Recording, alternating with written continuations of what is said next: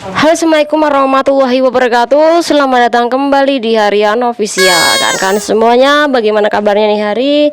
Semoga kawan-kawan semuanya sehat selalu di perantauan, amin.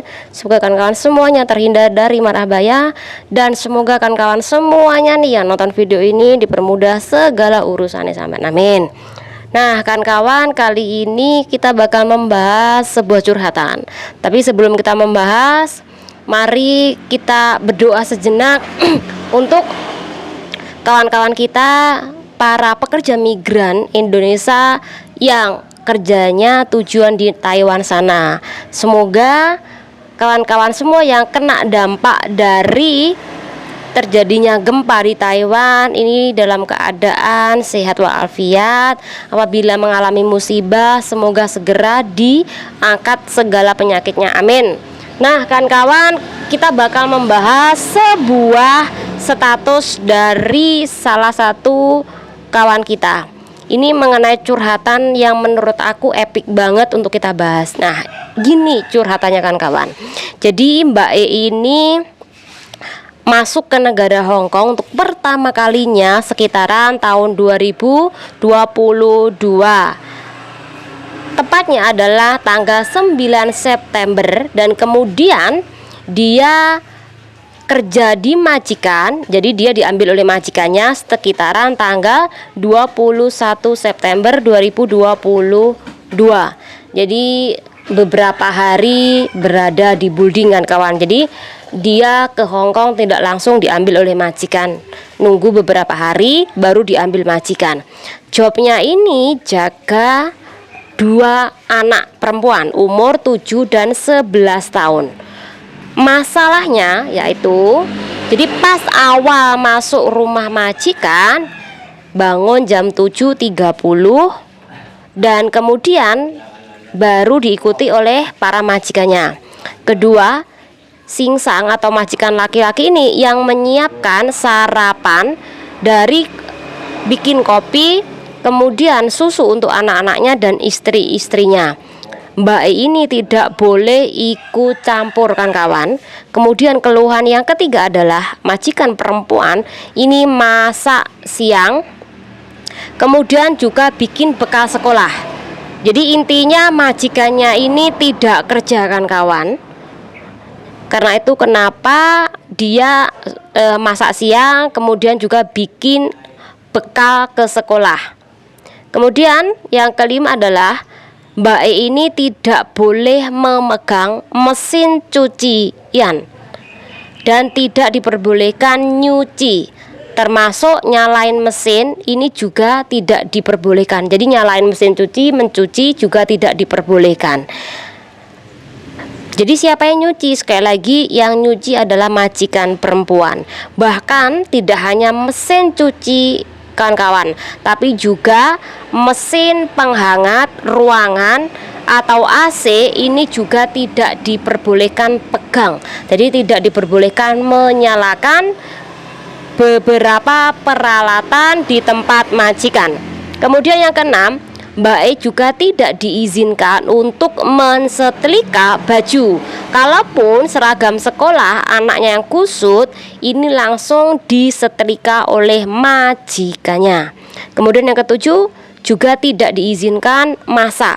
Jadi sekali lagi, siang, malam, pagi semuanya yang mengerjakan majikan perempuan dan juga kadang majikan laki-laki, kan kawan.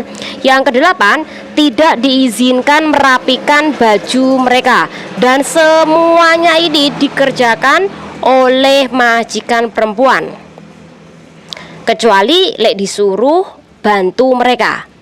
Kemudian yang kesembilan, kalau misalnya aku inisiatif sendiri bantu mereka merapikan, kemudian menata, mensetrika, ini malah dimarahin, kan kawan, sama majikan perempuan.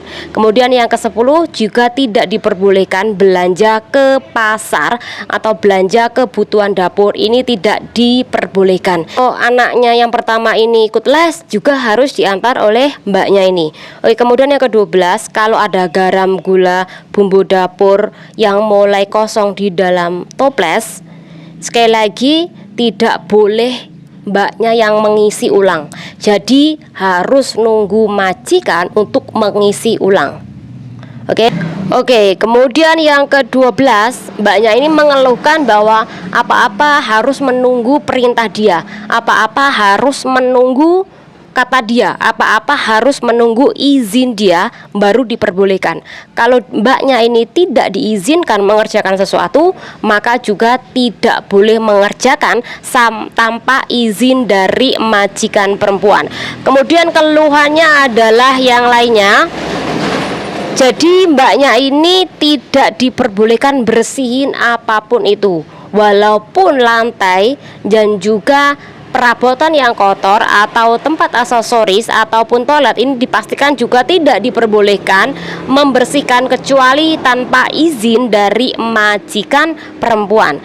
Kemudian yang ke-13, mbaknya ini juga tidak pernah libur kan kawan selama itu, jadi tidak dikasih libur. Kemudian yang ke-14, bisa keluar rumah itu pun pas jemput anak sekolah, jadi tiap hari berada di rumah.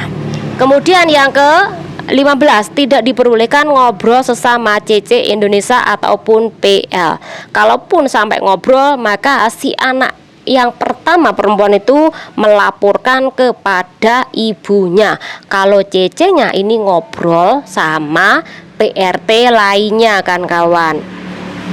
Kemudian masalah pembelian sampo, sabun, sekali lagi ini kalau beli dikasih waktu, jadi harus cepat kembali sesuai dengan waktu yang diberikan oleh majikan perempuan.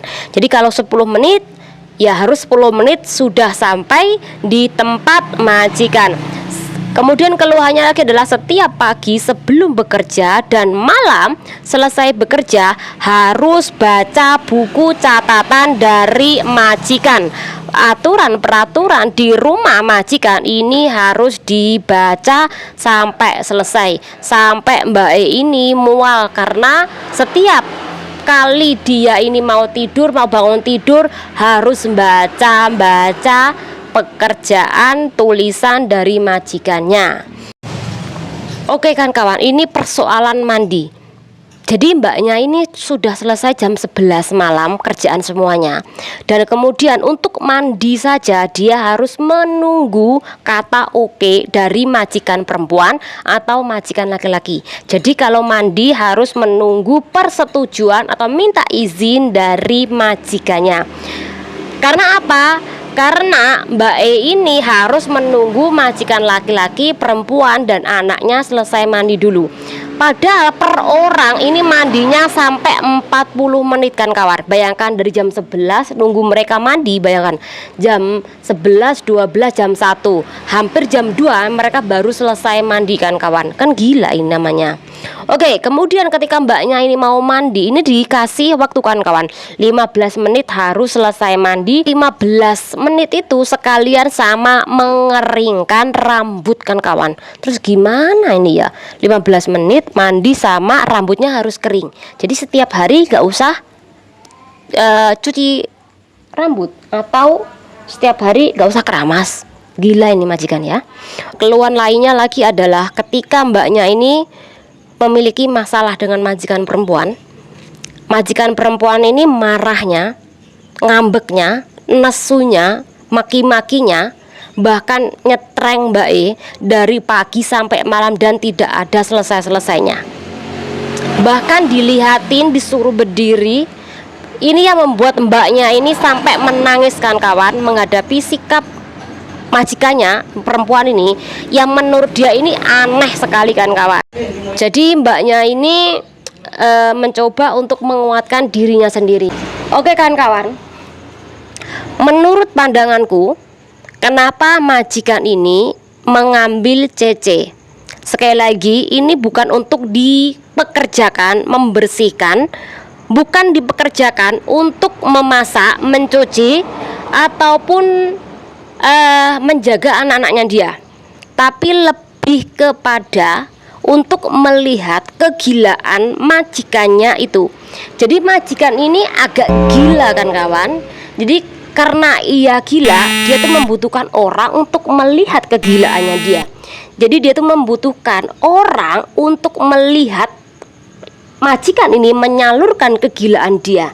Jadi wajar majikan ini kalau ngambil CC, dia tidak semuanya ini untuk membantu ia membereskan rumah, tapi membantu mengatasi kegilaan majikan ini.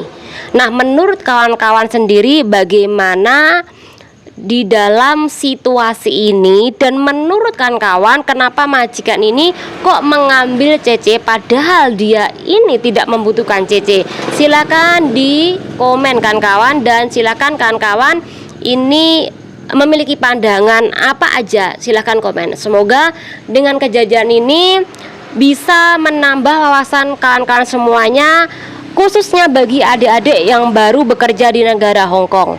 Memang ada majikan segila itu loh, tapi kalau adik-adik semuanya ini memang memiliki tekad yang kuat, insya Allah bisa berhasil. Tapi kalau Anda tidak memiliki tekad yang kuat, memang fisik Anda yang bakal dihajar habis-habisan. Bahkan Anda ini iso stres ngerasa nih majikan yang seperti itu.